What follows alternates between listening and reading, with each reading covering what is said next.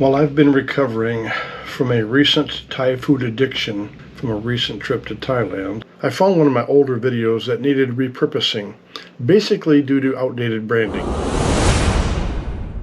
It also had some outdated links in the end screen, and because I'm anal. So if you're new to this channel, and or thinking of marrying a Filipina, this might be informative. You have been forewarned.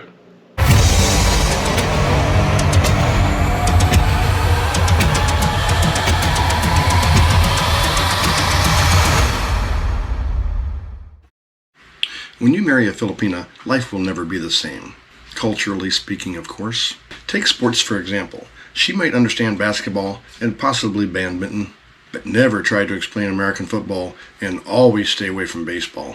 She will shy away from the foods that you grew up with, and she will eat things that you never imagined, like duck embryo and other stuff. There are many things that you will come to learn in your first 6 months being married to a Filipina. Like the discovery that your toaster, when turned on its side, makes a toaster oven until it ejects things prematurely. Then it just makes a mess. You'll learn that your wife has likely taught you all the Tagalog she wants you to know. Your entire wardrobe smells like dried, cooked fish.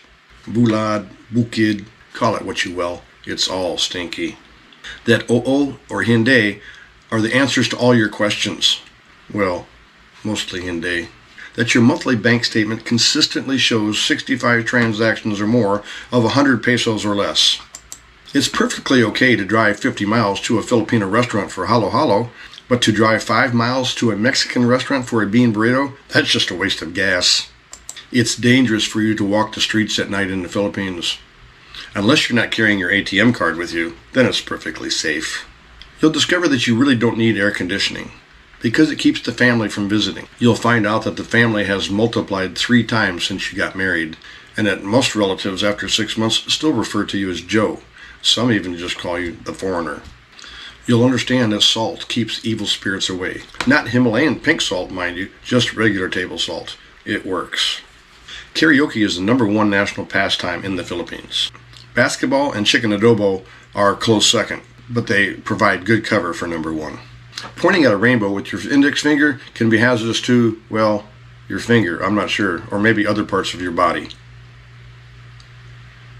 All I know is it's just dangerous. You will learn that cockfighting is considered a real income, and you will be further convinced that you will get rich by owning a sari-sari store. You will also learn that salabat, or ginger tea, cures everything from the common cold to hangnails. No, really, it does. Well, I'm not so sure about the hangnail thing.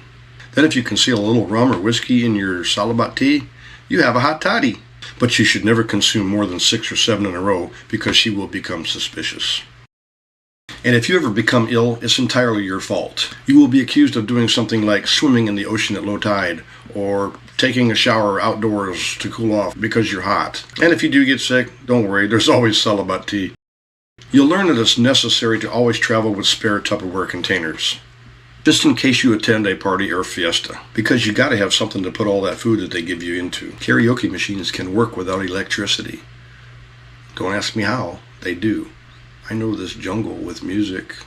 Some restaurants are better than others, not because they serve good food, but because they serve unlimited rice. And butterflies, they're not really flying insects, they're just deceased relatives that come for a visit.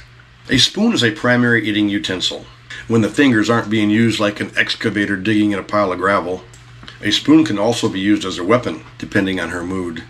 You might want to keep a hard hat handy. A fork, on the other hand, is a backup tool designed for ripping or cutting into meat. It's also used for spearing fish.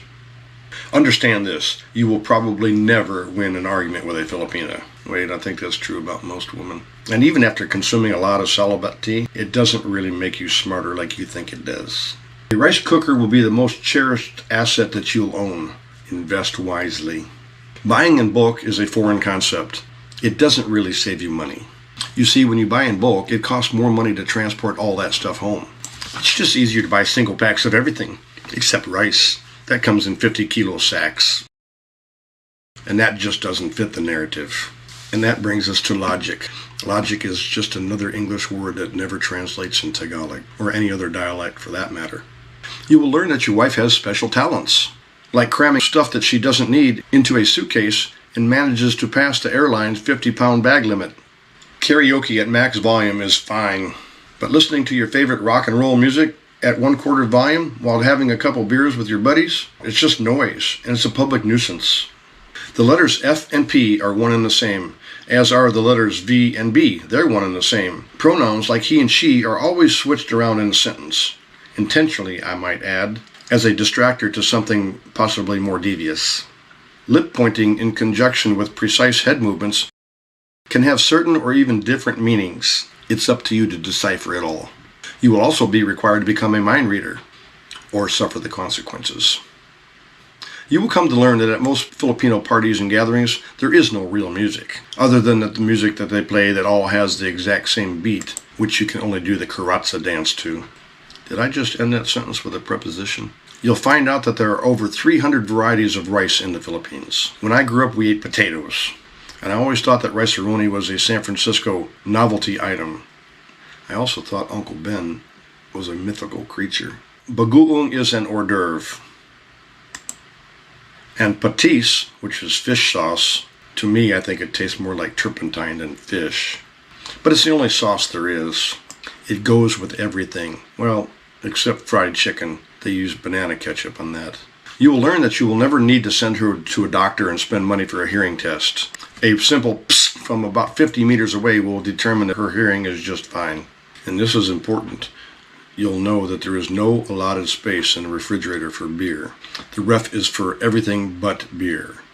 And obtaining such space for beer is the equivalent difficulty of a moon landing. The rice cooker consumes more electricity than all other things in the house combined, next to the 8 phone charger banks that are always in use. And if you blow up the neighborhood transformer, it's on you, because you're the foreigner and you can afford to replace it. At some point you will begin to believe that 3-in-1 is real coffee.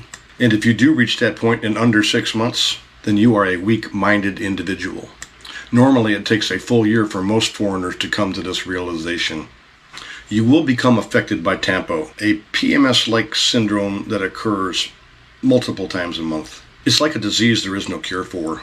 You should always fight the urge to resist TAMPO, or go against the grain here. Just go with the flow. You'll be much better off. Trust me. Just remember that Filipinos are not naturally confrontational, you being the only exception. Oh, and it cannot be cured with Salabat tea. You will discover that the television will always be tuned in to Filipino stations. I consider myself lucky in this respect because my wife does not watch Tagalog television. Lately, though, she's been drawn to televised gun violence like Gunsmoke, Bonanza, and even Clint Eastwood movies.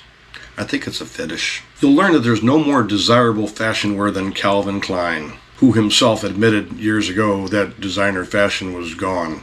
But none of that matters as long as they can still fit into a good knockoff pair of designer jeans and fashion themselves up for a trip to the beach or for a go-round on a karaoke machine. Of all the things you will come to learn, you will never understand why, when you invest a good chunk of money in roasting a succulent, tender, juicy pig, that everyone fights over the burnt skin and the ears. You will learn that you can completely lose your wife in a department store. And the bigger the store, the more time she spends lost. I really think department stores in this part of the world should lower their clothing racks by 6 inches. Or the store should provide colored, numbered helium balloons that you could tie around your wife's neck so that you can keep track of her.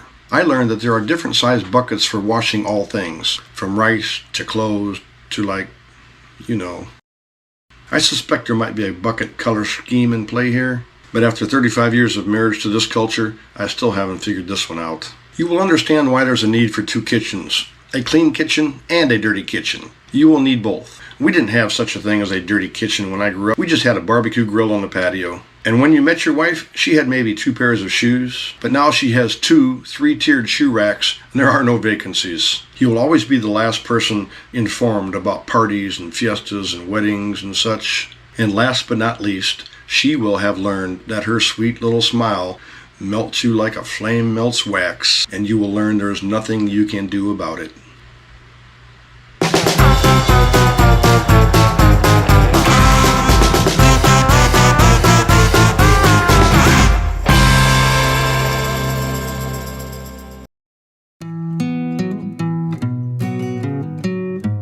Thank you so much for watching this video. We do hope you enjoyed it.